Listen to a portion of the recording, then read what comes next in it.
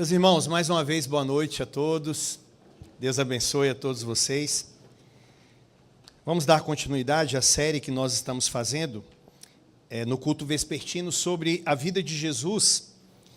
E hoje nós vamos meditar no primeiro milagre de Jesus, o primeiro sinal público que Jesus fez, conforme está registrado no capítulo 2 do Evangelho de João. Evangelho de João, capítulo de número 2. Abaixa só um pouquinho só, por favor. João, capítulo 2. Acompanhe a leitura, meus irmãos, do versículo 1 até o versículo de número 12, que nos diz assim: 3 dias depois, houve um casamento em Caná da Galileia, achando-se ali a mãe de Jesus. Jesus também foi convidado com os seus discípulos para o casamento. Tendo acabado o vinho, a mãe de Jesus lhe disse: eles não têm mais vinho. Mas Jesus lhe disse: mulher, que tenho eu contigo? Ainda não é chegado a minha hora. Então ela falou aos seus serventes: fazei tudo o que ele vos disser. Estavam ali 6 talhas de pedra que os judeus usavam para as purificações, e cada uma levava 2 ou 3 metretas. Jesus lhes disse: enchei de água as talhas, e eles a encheram totalmente. Então lhes determinou: tirai agora e levai ao mestre-sala. Eles o fizeram. Tendo o mestre-sala provado a água transformada em vinho, não sabendo de onde viera, se bem que o sabiam os serventes que haviam tirado a água, chamou o noivo e lhe disse: todos costumam pôr primeiro o bom vinho, e quando já beberam fartamente, serve o inferior. Tu, porém, guardaste o bom vinho até agora. Com este, deu Jesus princípio a seus sinais em Caná da Galileia, manifestou a sua glória, e os seus discípulos creram nele. Depois disto, desceu ele para Cafarnaum, com sua mãe, seus irmãos e seus discípulos, e ficaram ali não muitos dias. Assim nos diz a palavra do Senhor. Vamos orar. Querido Deus, estamos aqui, Pai, teu povo, somos guiados pelo Senhor, orientados pelo Senhor na tua palavra. Meu Deus, por amor ao teu santo nome, para a tua glória, Senhor Deus, e para o nosso crescimento espiritual, ensina-nos esse texto, essa perícope, que foi inspirada pelo teu Espírito e que pode ser iluminada por ele para nós compreendermos. Ajude-me, Senhor Deus, encha-me aqui e encha também os meus irmãos, e que todos nós saiamos daqui, Senhor Deus, daqui a pouco, no término desse culto, entendendo que essa narrativa toda, do versículo 1 ao versículo 12, fala sobre Jesus.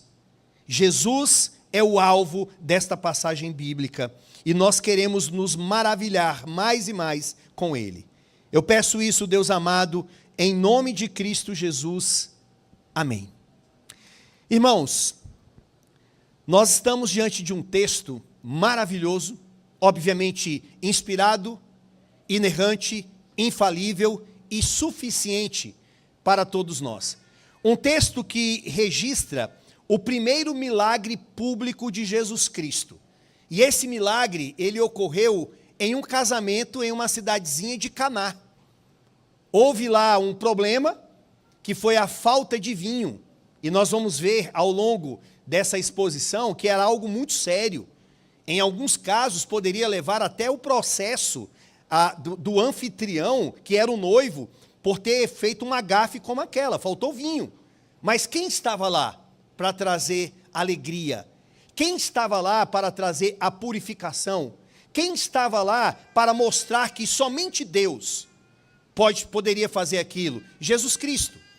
Então eu espero, meus irmãos, que ao longo desse sermão, e principalmente no término dele, que saiamos aqui admirados com Cristo Jesus e convictos de que ele é Deus.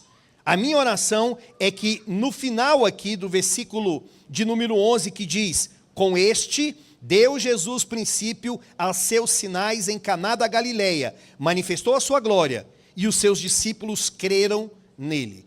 Que Deus seja glorificado através dessa pregação e que saiamos daqui crendo mais e mais em Cristo Jesus, o nosso Senhor. O texto, ele é muito fácil no sentido de organização. Ele pode ser dividido em 4 pontos, tá? Primeiro, nós temos uma introdução. A introdução está aí no versículo 1 e 2, quando Jesus, os seus discípulos e a mãe de Jesus, eles foram convidados para este casamento. Depois, no versículo 4, que é o segundo ponto, nós temos o problema, que foi a falta de vinho. Em terceiro lugar, nós temos a solução para este problema, que foi o milagre que Jesus fez, transformando água em vinho, que está no versículo 5 até o versículo de número 8. E por fim, nós temos em quarto lugar a conclusão dessa história, aonde o versículo 11 e 12, principalmente o versículo 11, vai nos mostrar que tudo isso aconteceu para ser manifestado o primeiro sinal de Jesus, o primeiro milagre que ele fez publicamente, e para que o nome dele, então, fosse glorificado. Então, com a graça de Deus, vejamos esses 4 pontos. O primeiro, então, nós temos uma introdução. Jesus, a mãe de Jesus e os discípulos foram convidados para o casamento. Olhe para o versículo de número 1.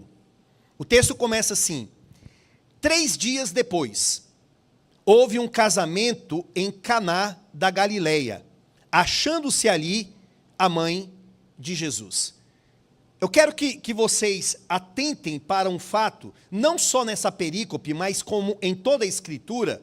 Cada palavra aqui, ela foi bem pensada e foi colocada aqui de acordo com a providência de Deus. É uma ação do Espírito Santo. Quando o texto fala 3 dias depois, não é nada assim aleatório, sem sentido. Mas o autor deste evangelho, que é João, o que ele está fazendo? Ele está recapitulando a criação, conforme está lá no livro do Gênesis, e ele está mostrando os dias da criação, mas agora no evangelho de João, ele está apresentando Jesus dentro da criação. Vocês se lembram, é claro, que lá no capítulo 1, volta um pouquinho, capítulo 1, versículo de número 1, o texto diz assim: no princípio era o verbo, e o verbo estava com Deus, e o verbo era Deus. O verbo é Jesus Cristo. João está mostrando que quem estava lá no começo não era só o Pai. No princípio criou Deus os céus e a terra. Não era só o Espírito Santo, o Espírito pairava por sobre as águas, mas o Filho de Deus também estava lá. No princípio era o verbo estava com Deus e o verbo era Deus. Então, João está trazendo seus leitores ao entendimento de que nós devemos olhar para a criação e entender que na criação o Filho de Deus estava lá. Só que aí, a partir do versículo de número 29, ele começa a falar sobre dias. Ele diz: no dia seguinte, viu João a Jesus que vinha para ele e disse: eis o Cordeiro de Deus que tira o pecado no mundo. No dia seguinte, então quer dizer que é o segundo dia. Depois, no versículo 35, ele mais uma vez fala sobre dia, no dia seguinte, no caso, o terceiro dia. No versículo 43, ele diz, no dia imediato, que é o 4º dia. Então, quando ele chega aqui no capítulo 2, no versículo 1, ele diz, 3 dias depois. Ou seja, nós chegamos aqui ao 7º dia da criação, ao dia de descanso, ao dia do Shabá. Sabe o que João ele está mostrando? Ele está mostrando que Cristo está na criação, de que Cristo ele entrou no seu descanso, e justamente o primeiro milagre que ele vai realizar publicamente é no 7º dia. Então, ele está mostrando que tudo isso aqui, todo o evangelho, e toda essa passagem bíblica aponta para quem? Aponta para Jesus. Tudo fala sobre Jesus. Por exemplo, se você olhar para o capítulo 1, versículo 14, que foi uma das aplicações do sermão dessa manhã, que diz, e o verbo se fez carne e habitou entre nós, cheio de graça e de verdade, e vimos a sua glória, glória como do unigênito do Pai. No sermão da manhã nós falamos sobre o tabernáculo e à luz de João nós descobrimos que o tabernáculo é o próprio Cristo. Cristo tabernaculou. Cristo está conosco. Então eu quero dizer que o evangelho de João todo aponta para Jesus. Agora, volte lá para o versículo 1 do capítulo 2. 3 dias depois, ou seja, no 7º dia, no sábado, houve um casamento em Caná da Galileia, achando-se ali a mãe de Jesus. Jesus também foi convidado com os seus discípulos para o casamento. Houve uma festa de casamento. E quem foi convidado? Maria, Jesus e os seus discípulos. Provavelmente, essa festa de casamento era uma festa de um dos familiares de Maria, porque nós vamos ver que ela tem aqui uma importância muito grande dentro desse texto.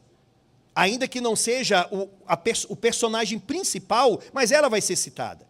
Irmãos, eu fico pensando, eu estava meditando aqui nesse texto, só nessa introdução, como que é interessante nós vermos o seguinte: Jesus, ainda que Deus, ainda que Criador, ainda que infinitamente distinto e distante da criação, porque Ele é eterno, mas Ele também sempre se misturou no sentido de conviver, de andar, de ter comunhão com a criação.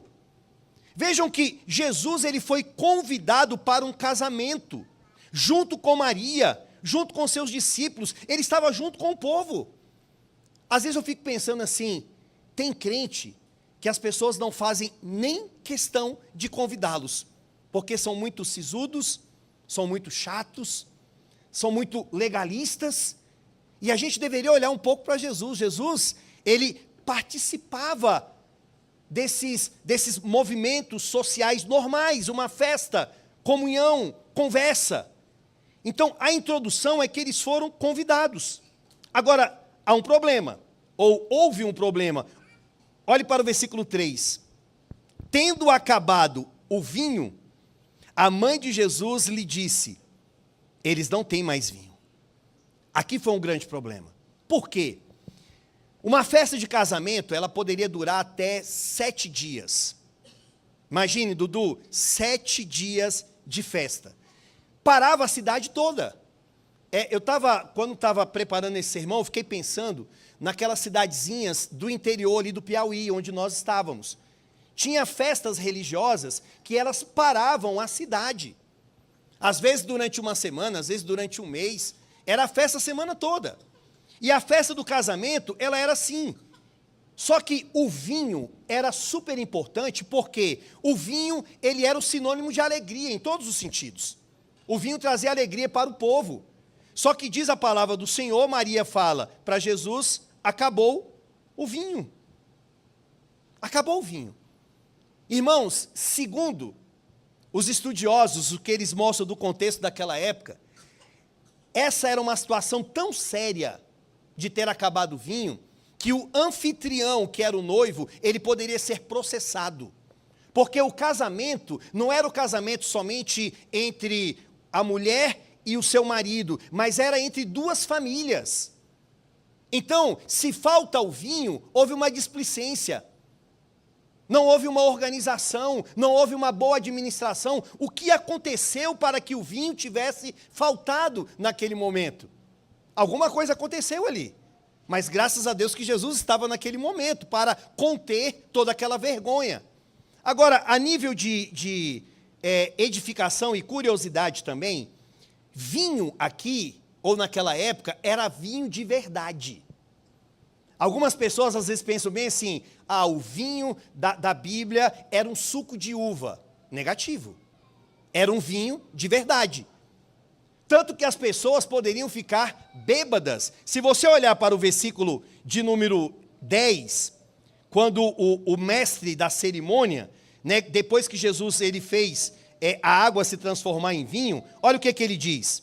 Ele disse: todos costumam pôr primeiro o bom vinho, e quando já beberam fartamente, servem o inferior. Tu, porém, guardaste o bom vinho até agora. O que ele estava dizendo, meus irmãos? A festa, primeiro eles davam um vinho bom. E a pessoa tomava, já ficava já meia grogue, meia tonta. Aí depois que estavam bêbados, o que acontecia? Eles davam um vinho ruim. É como aquela festa que a pessoa começa ali, servindo ali uma cerveja de alta qualidade, aí depois lá para o final da festa, já está todo mundo bêbado mesmo, vamos servir agora qualquer coisa que eles não vão saber discernir o que estava acontecendo. Então, o vinho era vinho mesmo. Só que há uma diferença do vinho que eles tomavam para o nosso. Aquele vinho, eles diluíam com cerca de 1/3 de água. Então, ele era mais fraco do que os vinhos que existem hoje. Um vinho bem mais forte, que era até depreciado por muitos deles, era chamado de bebida forte. Já viram isso nas escrituras, no texto bíblico? A bebida forte, que ela não era diluída. Ali sim, era um teor alcoólico muito alto. Então, voltando aqui, Maria faz essa pergunta. O vinho acabou. De certo, meus irmãos, que quando ela falou que o vinho tinha acabado, é que ela esperava, preste muita atenção, ela estava esperando que Jesus fizesse alguma coisa, que Jesus tomasse uma providência, que Jesus se manifestasse publicamente e mostrasse quem ele era, que ele era Deus, porque até então, não que Jesus não tivesse feito nada, mas só que não tinha acontecido nada publicamente. Mas Jesus sabia, através do anjo Gabriel, quem ele era. Jesus sabia que ele tinha vindo da parte dela, mas ela era virgem. Então Jesus, ou melhor, Maria sabia que Jesus era Deus, que era o Senhor. Então ela, de certo, que falou para ele, faz alguma coisa. Faça uma diferença agora nessa festa. Agora, vejam a resposta de Jesus no versículo 4. Mas Jesus lhe disse, mulher, que tenho eu contigo? Ainda não é chegada a minha hora. Algumas pessoas acham assim, uma forma muito rude, muito grosseira, de um filho falar com a sua mãe, mulher. Por que ele falou mulher? Por que ele não falou bem assim, mãe, o que eu tenho com a senhora? O que eu tenho contigo ainda não é chegado a minha hora. Só que, na verdade, quando Jesus falou mulher, esse termo, essa palavra, não era uma palavra rude. Na verdade, ele estava dizendo assim, senhora, o que eu tenho contigo? Ainda não é chegado a minha hora. Ele não estava sendo rude com a sua mãe, ele só estava dizendo o seguinte, o que eu tenho contigo? A gente deve entender o seguinte, irmãos. Jesus é o filho de Maria, sim, mas Jesus também é o Senhor de Maria.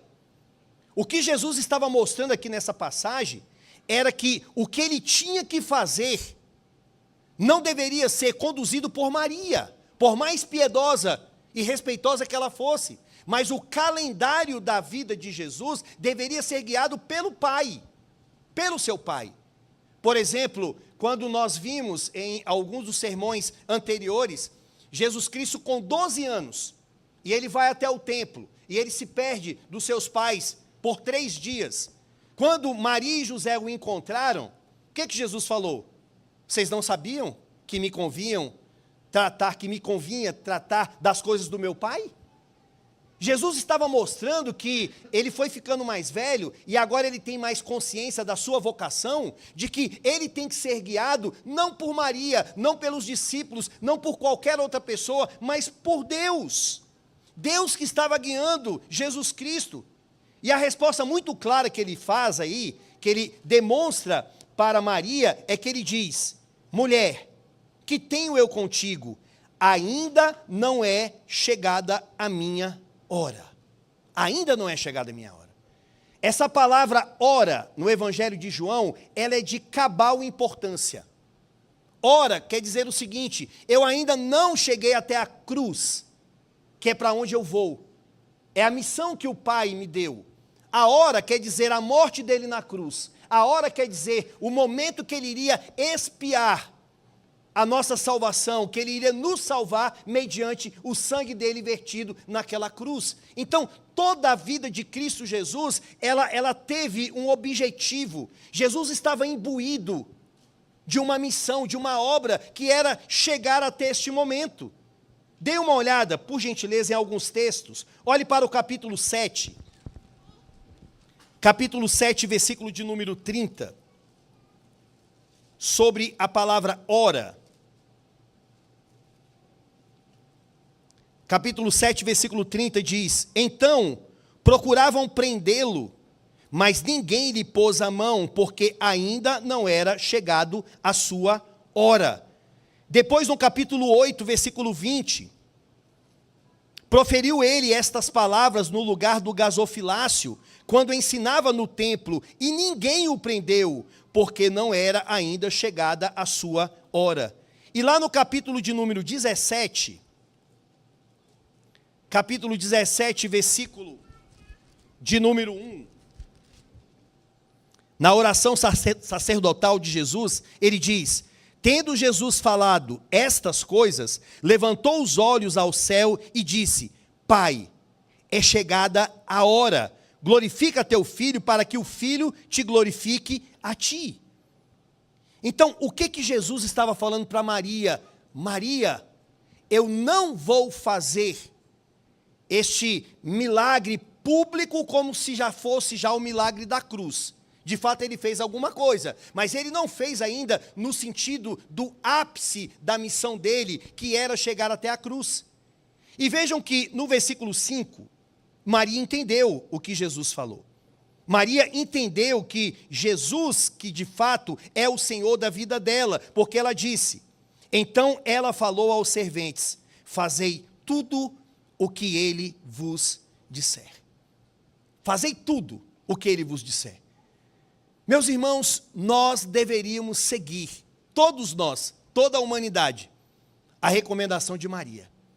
Vejam a humildade de uma serva do Senhor, a piedade, o entendimento de que ela era mãe, mas ele era o Senhor dela. Olha o que ela falou: Fazei tudo o que ele vos disser. Fazei tudo. Eu estava ouvindo esses dias o reverendo Augusto Nicodemos, ele falando: olha, nesse aspecto, eu também sou um seguidor de Maria. Eu sou um seguidor de Maria nesse aspecto. Nós devemos fazer isso. Nós devemos seguir o conselho de Deus que ela deu aos serventes que estavam naquela festa, meus amados irmãos. Agora, prestem muita atenção. Nós não temos o direito e nós não temos revelação bíblica para falarmos mal de Maria, inventarmos coisas sobre Maria, porque a Bíblia não fala sobre isso. Ainda que ela era uma pecadora como todos nós, ela precisou de um Salvador, que é Cristo Jesus. Então, o povo de Deus tem que ter um equilíbrio. O equilíbrio de não enaltecê-la, de não idolatrá-la, mas também de não desmerecê-la. Às vezes a gente fala tanto de Paulo, de Pedro, de João, dos profetas, e parece que quando vamos falar de Maria, a gente fica um pouquinho assim, mas por quê? Ela não pode ser imitada? Claro que sim. A começar, meus amados irmãos, quando ela recebeu a mensagem do anjo Gabriel, com 14 anos, de que ela iria dar à luz a Jesus Cristo, e a piedade dela, que se cumpra em mim a vontade do Senhor. Em vários momentos cruciais, dramáticos, diz a palavra do Senhor que ela guardava tudo aquilo dentro do seu coração. Ou seja, uma jovem que deve ser imitada, uma jovem de Deus, uma santa, no sentido de santo como separado. Agora, cuidado também com as coisas que as pessoas atribuem a Maria, que a Bíblia não fala nada sobre isso. Por exemplo, muitas pessoas falam sobre a perpétua virgindade de Maria. A Bíblia não fala sobre isso. Se você olhar para o versículo 12, eu quero que você olhe para esse versículo. Olha o que o texto diz. Depois disto, desceu ele quem? Jesus, para Cafarnaum. Com quem? Sua mãe, seus irmãos e seus discípulos. E ficaram ali não muitos dias. Então, o texto está deixando muito claro a distinção entre discípulos e irmãos. Jesus teve outros irmãos. Não é irmão no sentido que nós somos irmãos de Jesus, ele é o nosso irmão mais velho, mas irmão biológico.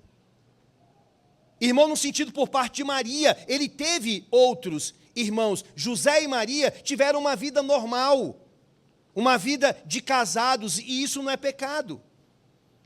E uma outra situação, meus irmãos, é que quando Maria diz aqui, fazei tudo o que ele vos disser, não quer dizer que Maria intercede por nós no céu. Isso não é bíblico. Isso não é bíblico. Também não é bíblico falarmos que ela não está no céu. Também não é bíblico falarmos que Deus não teve muita graça desta mulher e lhe deu uma obra maravilhosa no qual ela é lembrada e será lembrada eternamente, de ter dado à luz a Jesus Cristo. Olhe para o versículo 6. Então, diante disso, Maria humildemente disse, fazei tudo o que ele vos disser. E aí entra Jesus agora, no nosso terceiro ponto, Jesus então resolvendo aquele problema. Estavam ali 6 talhas de pedra, que os judeus usavam para a purificação, para as purificações. E cada uma levava 2 ou 3 metretas, que significa cerca de 700 a 800 litros. E o que eles utilizavam aqui? Água. É interessante que os judeus faziam isso. Vai ter a festa, mas só que nessa festa estava cheia de água, porque eles usavam a água para as purificações. Então, tinha ali essas talhas de pedra, e Jesus, no versículo 7, disse, enchei de água as talhas, e eles as encheram totalmente. Então lhes determinou, tirai agora e levai ao mestre-sala. Eles o fizeram. Tendo o mestre-sala provado a água, transformada em vinho, veja, já ocorreu o milagre, e quem é esse mestre-sala aqui? O mestre-sala era um convidado de honra, era aquele que ele iria cuidar de tudo que estava acontecendo ali, era um convidado de honra, não era simplesmente um empregado ali naquele momento não, tá? E diz a palavra que, tendo o mestre-sala provado, porque era um perito nisso, a água transformada em vinho, não sabendo de onde viera, se bem que o sabiam os serventes que haviam tirado a água, chamou o noivo e lhe disse, todos costumam pôr primeiro o bom vinho, e quando já beberam fartamente, ou seja, estão bem bêbados, servem um vinho inferior. Tu, porém, guardaste o bom vinho até agora. Irmãos, eu fico olhando assim, se você entender esse texto, percebam que algumas figuras são eclipsadas dentro do texto. É eclipsado o mestre de cerimônia, o foco não é ele, o noivo, cadê o noivo? O noivo aqui, quem é esse noivo? O nome dele. Interessante que o noivo deveria ser bajulado, deveria ser honrado. O mestre de cerimônia era uma figura ali importantíssima, mas toda a narrativa, toda a história não apresenta essas figuras como sendo o personagem principal, mas apresenta quem? Jesus. Jesus que é apresentado aqui como um personagem principal. Jesus aqui que simbolicamente ou tipologicamente, que ele pega para si a figura do noivo, a figura do celebrado. E é ele que faz o milagre, é ele que faz toda a transformação aqui, meus amados irmãos. E somente sendo Deus para fazer algo desse tipo. Imagine você lá na festa, durante a semana, acabou o vinho, e de repente aparece lá o filho do carpinteiro, o filho de Maria, e ele transforma aquela água em vinho. Que alegria deve ter sido! E que milagre, e que sinal maravilhoso foi aquele que aconteceu, mostrando que Ele é Deus, mostrando que Ele pode mudar uma substância, transformando-a em outra, mostrando que aquilo ali estava apontando para Ele, dizendo, eu sou Deus, eu sou capaz de realizar isso, eu sou capaz de fazer este milagre. Agora, veja o versículo de número 11, que ele vai concluir dizendo o seguinte: com este, deu Jesus princípio aos seus sinais em Caná da Galileia. Manifestou a sua glória e os seus discípulos creram nele. Com este deu Jesus princípio a seus sinais. O que é um sinal? O sinal é algo que aponta para além daquilo que tinha acontecido. Eu vou dar um exemplo. Um sacramento, por exemplo, o sacramento da ceia. O que é o sacramento da ceia? É um sinal invisível é um sinal visível de uma graça invisível. Quando você está ceando, você tem ali o pão e você tem ali o vinho. Aquilo ali é um sinal visível que está diante de nós, mas está apontando simbolicamente para uma graça invisível. Está mostrando que eu estou unido a Cristo. Está falando sobre a minha regeneração. Está falando sobre a minha justificação. Se é o batismo, aquela água está apontando para a purificação dos meus pecados, para a minha regeneração. Então, um sinal, ele está apontando para alguma coisa. E no caso do milagre, o milagre em si não é o foco, mas o foco é que o sinal está apontando para a divindade de Cristo. Está mostrando quem ele é. E se nós olharmos lá no capítulo 20, abram por favor o capítulo 20, versículo de número 30. João 20, versículo 30, está aqui para nós o objetivo dos sinais ou dos milagres. Na verdade, fez Jesus diante dos discípulos muitos outros sinais que não estão escritos neste livro. Estes, porém, foram registrados para que creiais que Jesus é o Cristo, o Filho de Deus, e para que, crendo, tenhais vida em seu nome. Daqui para frente, todos os milagres de Cristo, todos eles, sem exceção, tiveram um objetivo: para mostrar para nós que ele é o Filho de Deus e para que, crendo nele, tenhamos vida em seu nome. E eu pergunto para vocês já resolveram isso em relação a Cristo Jesus? Quando vocês ouvem que Jesus, ele transformou a água em vinho, que ele curou cegos, que ele curou paralíticos, que ele andou por sobre as águas, que ele fez tantas coisas maravilhosas que nenhum outro fez, vocês creem em Cristo? Vocês passaram a ter fé em Cristo Jesus? Quem é Cristo Jesus para vocês? Todo esse sermão, tudo isso que eu estou falando, se resume a isto: com este deu Jesus princípio aos seus sinais em Caná da Galileia, manifestou a sua glória e os seus discípulos creram nele. Creram nele. A questão não é a retórica minha, a questão não é a eloquência, a questão não é a maneira como eu estou falando, a questão é: você crê em Jesus? Você reconhece que o Filho de Deus encarnado, ele veio para te salvar? É isso que faz toda a diferença. Vejam que o texto está dizendo que os discípulos creram nele. E quantas outras pessoas não devem ter crido em Jesus naquela festa? Não devem ter falado: este verdadeiramente é o Filho de Deus esperado. E o texto diz, meus irmãos, que tudo isso foi feito para a sua glória. Olhe para o texto mais uma vez. Com este deu Jesus princípio a seus sinais em Caná da Galileia. Manifestou a sua glória. Ele foi glorificado. As pessoas olhavam para ele e o elogiavam e reconheciam: este é o Filho de Deus. Versículo 12, terminando, ele diz: depois disto, desceu ele para Cafarnaum, com sua mãe, seus irmãos e seus discípulos, e ficaram ali não muitos dias. Algumas aplicações, meus amados irmãos. A primeira é que, vejam que Deus, ele é distinto, ele é transcendente, ele é outro, ele não é ser humano. Ele é infinitamente separado de nós. tanto que o finito não pode conceber o infinito.